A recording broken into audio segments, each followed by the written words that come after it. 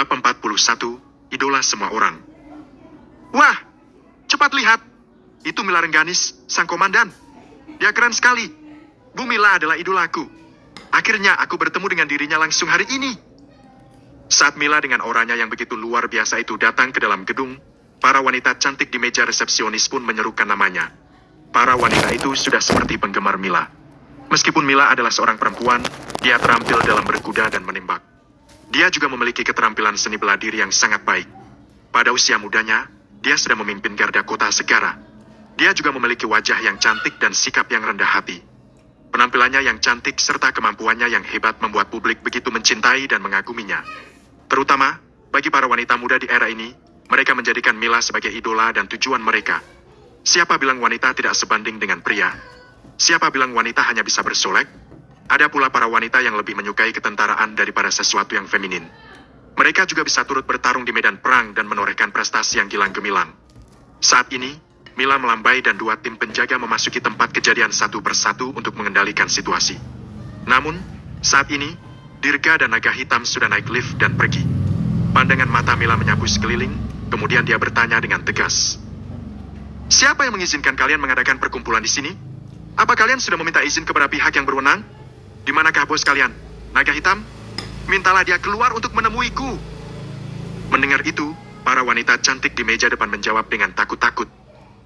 Bos kami sedang menemani seorang tamu penting dan sudah naik ke atas. Siapa dia? Mila bertanya. Siapa orangnya? Apa yang akan mereka rencanakan? Apa mereka ingin memberontak? Ada banyak sekali orang yang berkumpul di gedung Sekte Naga. Dari sejak Mila bergabung dengan Garda Kota Segara, ini adalah pertama kalinya Mila melihat begitu banyak orang berkumpul. Perasaannya tidak tenang. Karena Mila terus menginterogasinya, wanita di meja resepsionis terpaksa mengungkapkan kebenarannya. Untuk menyambut Raja Naga.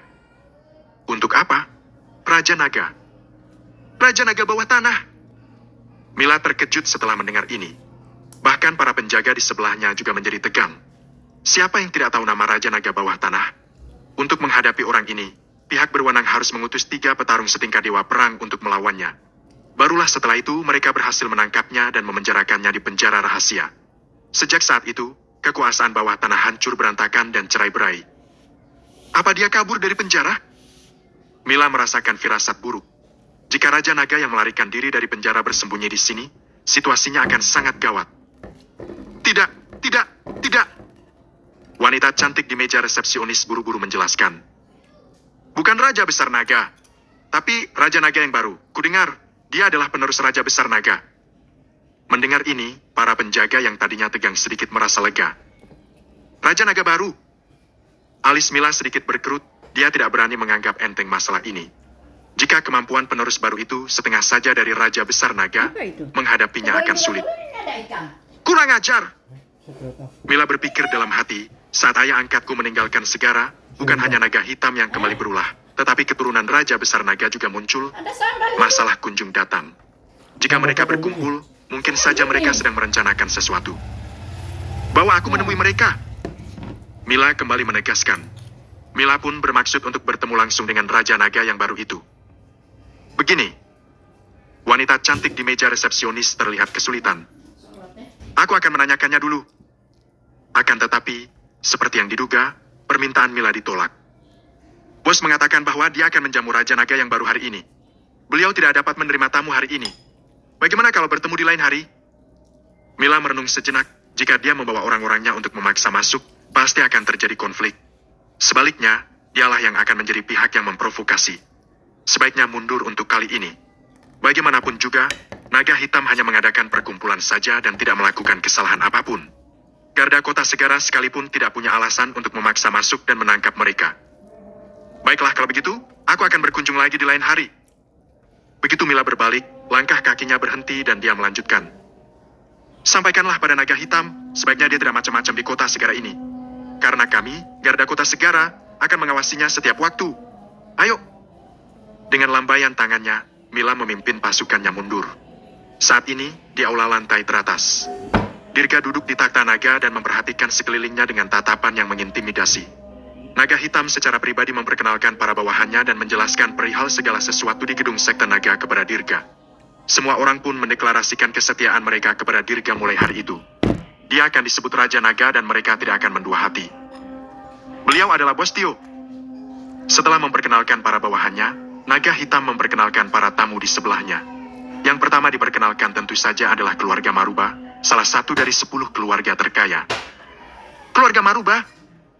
Dirga mengangkat alisnya dan ingat akan perkataan Sri perihal 5 keluarga besar yang mengandalkan keluarga Warsito untuk bangkit. Keluarga Maruba adalah salah satunya. Namaku Tio Maruba. Tio dengan cepat membungkuk dan berkata, suatu kehormatan bagiku untuk menyaksikan langsung kehebatan Raja Naga hari ini. Sungguh mengesankan. Keluarga Maruba bersedia untuk beraliansi dengan Raja Naga. Dirga melirik Tio dan kemudian bertanya, apa keluarga Tarukan sudah menyampaikan pesan kepadamu mengenai pertemuan 5 keluarga besar dalam waktu dekat ini? Maksudmu rumor tentang kemunculan kembali keluarga Warsito? Tio mengangguk dan berkata, aku memang mendengar sedikit tentang itu. Kudengar ada seorang petarung hebat dari keluarga Warsito yang membuat keluarga Tarukan bertekuk lutut hanya dalam semalam. Ah! Pada titik ini, Tio tiba-tiba tersentak dan berkata, mungkinkah penolong keluarga Warsito adalah Raja Naga? Dirga mengangguk dan berkata, benar, akulah orangnya. Aku punya rencana untuk membantu keluarga Warsito bangkit kembali. Sampai saat itu tiba, aku akan membutuhkan bantuan penuh ke-5 keluarga besar. Aku tidak peduli dendam apa yang kalian miliki dengan keluarga Warsito. Tapi, biarlah dendam itu berlalu. Mulai sekarang, akulah yang akan mengendalikan semuanya. Kalian semua harus tunduk kepadaku. Di pertemuan itu nanti, tentu kalian paham akan apa yang harus kalian katakan dan posisi kalian saat ini, bukan? Tio langsung mengerti dan segera berkata, keluarga Maruba akan sepenuhnya bekerja sama dengan Raja Naga dan mengikuti semua pergerakan Anda. Dirga mengangguk puas. Hari ini, dia sudah mendapatkan kekuasaan bawah tanah milik Naga Hitam. Pada pertemuan nanti, setelah menggabungkan kekuatan 5 keluarga besar, dia akan menggunakannya kelak. Dirga sudah memiliki kemampuan dalam hal uang dan kekuasaan untuk menghancurkan keluarga dan Warta. Dia akan merebut kembali keluarga dan Warta sebentar lagi. Selama pertemuan berlangsung, tiba-tiba, seorang bawahan datang untuk melaporkan Mila Rengganis dari Garda Kota Segara telah membawa beberapa orang datang untuk menemui mereka. Mila? Kenapa dia ada di sini? Dirga mengerutkan keningnya. Tanpa pikir panjang, Dirga menjawab, aku tak mau menemuinya. Tetapi, baru saja Mila dan kawanannya pergi, bawahannya kembali melapor dengan panik. Lapor! Melapor kepada Raja Naga! Gawat! Seorang lelaki tua datang dan hendak bertemu dengan Naga Hitam. Kami menolaknya dengan berkata bahwa Naga Hitam tidak menerima tamu. Tetapi, dia menerobos masuk. Tidak ada yang bisa menghentikannya. Mendengar ini, Naga Hitam menjadi sangat marah. Hah! Siapa yang berani datang dan mencari gara-gara denganku? Apa dia sudah bosan hidup? Baru saja dia selesai mengatakannya, ketika suara orang tua terdengar dari luar aula. Akulah yang menerobos masuk. Kemudian, seorang pria tua dengan tubuh bugar serta janggut dan rambut putih sedang berdiri di luar aula dengan memegangi tombak pramesti. Ketua, dialah orang tua itu. Si bawahan itu ketakutan hingga mundur beberapa langkah. Siapa kamu? Naga Hitam terkejut. Dia tidak mengenali pria tua ini. Tuan Sada mengutusku ke sini, kata lelaki tua itu perlahan. Dia menyuruhku untuk memberimu pelajaran. Bab 42, demi Dirga dan Warta. Tuan Sadam. Ketika Naga Hitam mendengar ini, dia sontak teringat sesuatu. Ternyata orang ini diutus oleh Tuan Sadam. Pasti karena kejadian hari itu. Ternyata, dia mengingkari janjinya dan ingin merebut kembali patung giok itu. Awalnya, rencananya berjalan lancar, tetapi dia tidak menyangka kemunculan Dirga membuat segalanya jadi berantakan. Ternyata dia diutus oleh Tuan Sadam. Melihat ini, Dirga pun mengamati lelaki tua ini. Di dalam benaknya, dia menimbang-nimbang kekuatan orang tua ini. Mengenai masalah itu, akulah yang salah. Karena orang yang bersangkutan datang langsung untuk membuat perhitungan, Naga Hitam tidak ingin memperbesar masalahnya. Jadi dia mengambil inisiatif untuk mengakui kesalahannya dan berkata, sampaikan permintaan maafku kepada Tuan Sadam. Aku akan mengunjunginya di lain hari dan memberinya suatu hadiah. Haha. Orang tua itu mencibir. Kalau permintaan maaf cukup, aku tidak perlu datang. Naga Hitam mengerutkan keningnya dan berkata, sepertinya kamu tidak mau memilih jalan damai ya? Tuan Sadam telah memerintahkanku untuk memberimu pelajaran. Orang tua itu melanjutkan, ini juga peringatan untuk orang sepertimu. Keluarga Simbolo tidak akan digoyahkan oleh tikus got seperti kalian. Penghinaan dari orang tua itu segera membuat semua orang di gedung Sekte Naga gusar. Harus diakui, keluarga Simbolo yang dulunya adalah golongan pejabat tinggi. Setelah melepaskan posisinya dan terjun ke dunia bisnis, mereka mampu menjadi salah satu keluarga kaya. Itulah alasan dia memandang penguasa bawah tanah seperti naga hitam dengan sebelah mata. Di mata Tuan Sadam, naga hitam dan yang lainnya tidak ada bedanya dengan tikus got. Mereka sama-sama tinggal di dalam kegelapan dan benci tempat terang. Sembrono sekali perkataanmu. Kemudian, Master Darmono, yang berdiri di samping, berjalan keluar. Tuan, biarkan aku memberinya pelajaran. Naga hitam berkata. Darmono, berhati-hatilah. Dia adalah utusan keluarga Simbolo. Kekuatannya jelas tidak lemah. Jangan khawatir. Master Darmono sangat percaya diri pada kemampuannya sendiri. Aku memang tidak bisa mengalahkan Raja Naga, tapi mana mungkin aku kalah melawan orang tua ini? Master Darmono tidak percaya. Mana mungkin dirinya yang notabene adalah seorang master tingkat ke-7 akan dikalahkan untuk kedua kalinya pada hari yang sama. Dia dikalahkan Dirga hanya dengan satu pukulan di pertempuran tadi. Namun, Dirga masih belum mengeluarkan kemampuan penuhnya. Selain itu, dia telah berlatih seni bela diri selama ini. Karena itu, dia tidak menderita luka yang terlalu serius. Sekarang, setelah dia tunduk pada Raja Naga yang baru, Master Darmono juga ingin membuktikan kekuatannya. Kebetulan, orang tua di hadapannya ini akan menjadi sasarannya. Master Darmono akan membuktikan kehebatannya sekali lagi.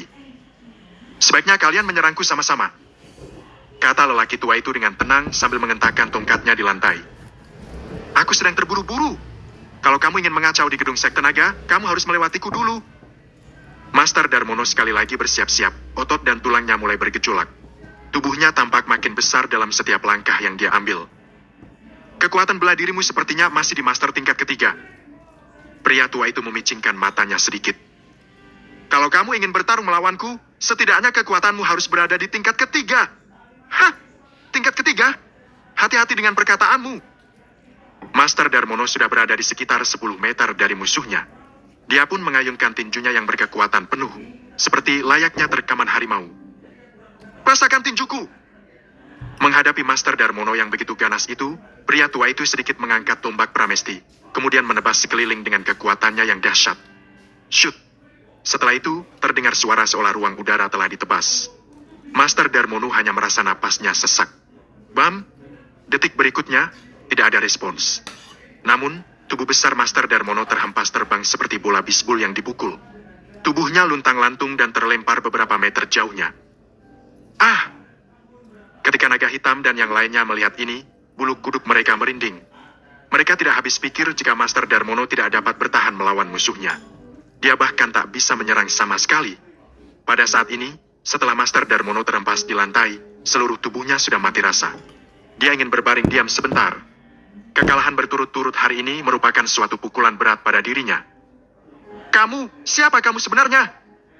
Naga hitam sontak bertanya karena begitu terkejut. Sedari dulu namaku tak pernah berubah. Orang-orang memanggilku Saleh Iskandar.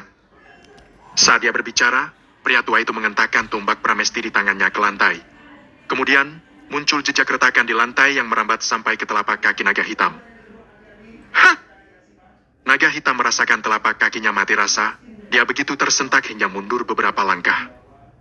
Naga hitam, keluar dan matilah! Pria tua bernama Saleh itu membentaknya. Saleh Iskandar. Naga hitam terus mengulangi nama itu dan tiba-tiba teringat seseorang. Kamu adalah pelatih tombak di kemiliteran. Saleh Iskandar, Pak Saleh, bukan? Orang tua itu tergagah dan berkata, aku sudah pensiun dan kembali ke kampung halamanku. Aku bukan lagi seorang pelatih. Ternyata kamu, ya. Wajah naga hitam berubah drastis. Pantas saja Master Darmono, anak buahnya yang paling hebat dalam pertarungan, dikalahkan dengan satu pukulan. Jadi dia, Pak Saleh, si pelatih tombak itu. Master Darmono, yang terbaring di lantai, tiba-tiba merasa percaya diri lagi. Ternyata kekalahannya tidak terlalu memalukan. Malah aneh jika dia bisa menang melawan Pak Saleh. Untuk seorang pelatih tombak, apa reputasinya sehebat itu? Melihat reaksi heboh orang-orang di sekitar, Dirga bertanya pada Tio yang berada di sebelahnya dengan rasa ingin tahu. Raja Naga, kamu masih muda, jadi ada hal yang tidak kamu ketahui. Tio berbisik sambil menjelaskannya.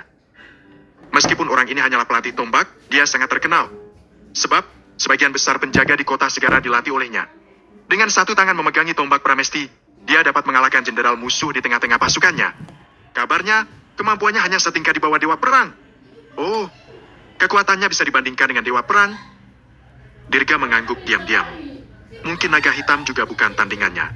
Namun, karena lawannya datang untuk menantangnya, naga hitam mau tidak mau harus menerima tantangan musuhnya.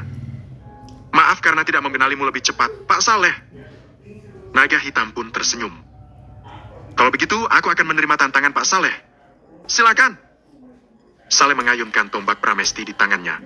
Saleh mengangkat tongkatnya dan mengayunkannya ke arah naga hitam. Melihat ini, naga hitam tidak berani terlena lagi. Dia menghunus pedang pendeknya, lalu melambaikannya untuk menepis musuh. Terdengar bunyi yang begitu nyaring dan jernih. Saat pedang pendek dan tongkat bertabrakan, pergelangan tangan Saleh dengan sedikit gemetar. Kemudian, suatu kekuatan tak terlihat tiba-tiba terpancar dari dirinya. Kedua pedang pendek naga hitam patah. Hah! Jawabnya. Melihat ini, naga hitam tersentak. Tidak ada waktu untuk berpikir lagi. Dia segera melemparkan pedangnya, memasang kuda-kuda dan kembali menyerang dengan tinjunya. Naga terbang! Naga hitam menggunakan tinju naga khususnya. Ketika dia meninju lawannya, terdengar pula raungan naga. Melihat ini, Saleh menarik kembali tangan yang diulurkannya tadi. Tongkat panjangnya kembali seperti ular yang kembali ke gua. Dalam sekejap, tombak Pramesti kembali ke tangannya. Kemudian, dia kembali menyerang dengan tongkatnya. Tinju dan tongkat saling beradu. Ah! Naga hitam sontak berteriak karena tulang-tulang lengannya benar-benar hancur. Kekuatan yang begitu dahsyat membuat naga hitam tak dapat mengendalikan tubuhnya hingga terjungkal ke belakang. Saleh mematahkan pedang dan lengannya hanya dengan satu ayunan tongkatnya. Gerakannya begitu gesit dan cepat, sama sekali tak ada serangan yang percuma. Naga hitam bahkan tidak mampu menangkisnya. Namun, setelah melukai naga hitam dengan fatal, Saleh tidak berhenti. Dia lalu mengayunkan tongkat di tangannya dan memukul kepala naga hitam. Melihat ini, naga hitam berkeringat dingin dan berteriak. Hidupku sudah berakhir. Meskipun dia tidak mati, dia akan cacat akibat pukulan langsung ke kepalanya. Tepat saat Saleh hendak menghantam tongkatnya ke wajah naga hitam, Dirga bertindak. Dia bergerak seperti kilat dan tiba di samping naga hitam. Dirga tanpa ragu menangkap tongkat itu. Cukup! Dirga berkata dengan tenang. Kembali dan beritahu Tuan Sadam. Demi Dirga dan Warta, mari kita akhiri masalah ini di sini.